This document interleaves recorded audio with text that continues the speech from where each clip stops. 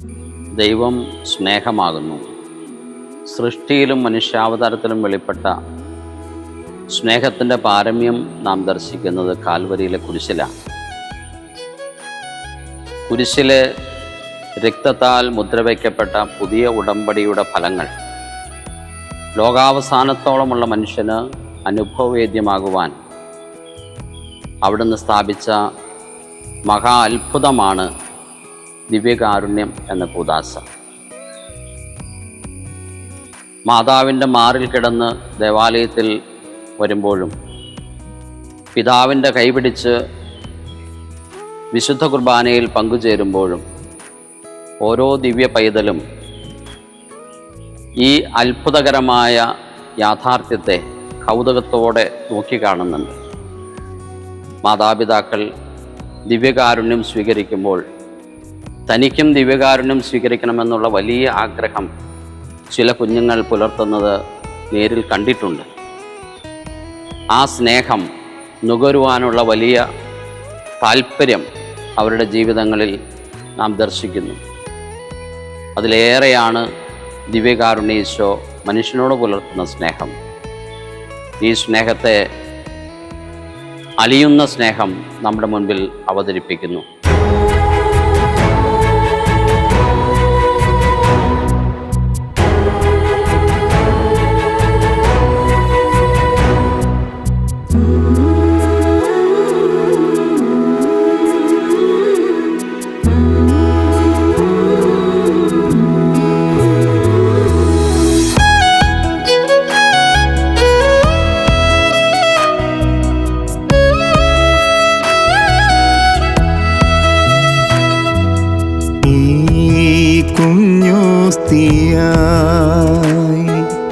എന്നിൽ അലിഞ്ഞു ചേരാൻ ഈശോ നീ വരുമോ?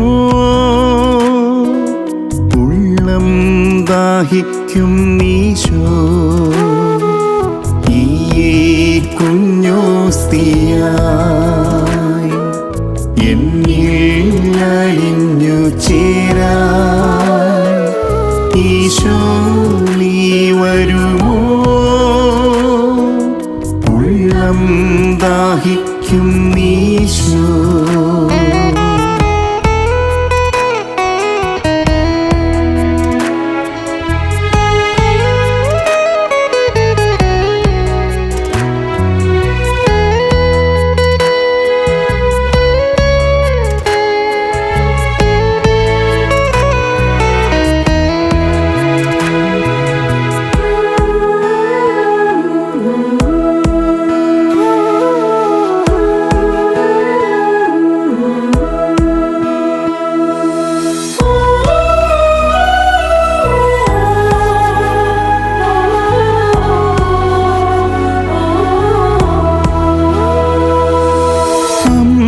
തൻ കയ്യിൽ കൈപിടിച്ച് അൾത്താര മുന്നിൽ നിന്നിടുമ്പോൾ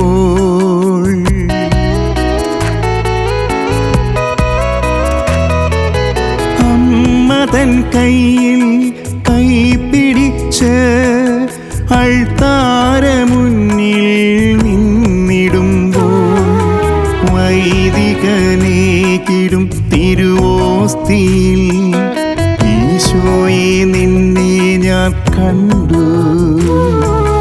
വൈദികനേകിടും തിരുവോസ്തിയിൽ ഈശോയെ നിന്നെ ഞാൻ കണ്ടു.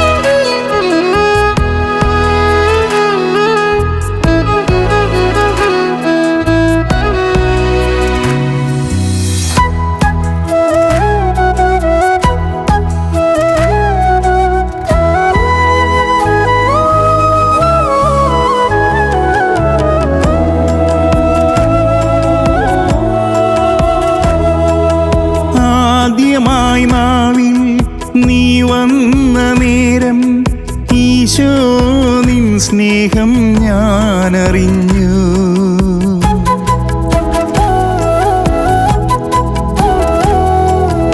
ആദ്യമായി നാവിൽ നീ വന്ന നേരം ഈശോ നിൻ സ്നേഹം ഞാനറിഞ്ഞു. സ്വർഗം ഭൂവിൽ എന്നോടു ചേർന്നു ഈശോ നീ എന്നിൽ വാഴാൻ. സ്വർഗം ഭൂവിൽ എന്നോടു ചേർന്നു ഈശോ നീ എന്നിൽ വാഴാൻ. ഈ കുഞ്ഞോസ്തിയായി എന്നിൽ അലിഞ്ഞു ചേരാൻ ഈശോ നീ വരുമോ? ഉള്ളം ദാഹിക്കും ഈശോ.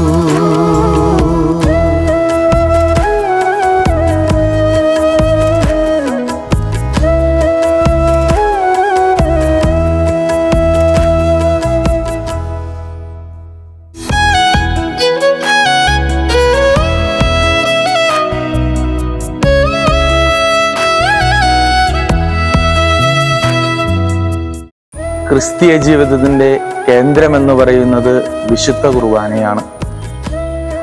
വിശുദ്ധ കുർബാന ഉൾക്കൊള്ളുന്ന ഒരു കുട്ടിയുടെ മനോഭാവമാണ് ഈ ആൽബത്തിൽ നമുക്ക് കാണാനായിട്ട് സാധിക്കുക. ഈ കുട്ടിയുടെ മനോഭാവം വരികളായി, ഈണങ്ങളായി, താളങ്ങളായി നമ്മുടെ മുന്നിലേക്ക് കടന്നു വരുമ്പോൾ നമ്മുടെ ജീവിതത്തിലും അലിയുന്ന ഈശോയെ നമുക്ക് കണ്ടുമുട്ടാനായിട്ട് സാധിക്കും. ഈ ആൽബത്തിലൂടെ ഈശോയെ പ്രഘോഷിക്കുമ്പോൾ ആ കുട്ടിയുടെ മനോഭാവം പോലെ നമ്മുടെ ജീവിതത്തിലും ഈശോയെ പ്രഘോഷിക്കുവാനും ഈശോയെ ഉൾക്കൊള്ളുവാനുമുള്ള വലിയ കൃപയ്ക്ക് വേണ്ടി നമുക്കും പ്രാർത്ഥിക്കാം. എല്ലാവരെയും ദൈവം അനുഗ്രഹിക്കട്ടെ.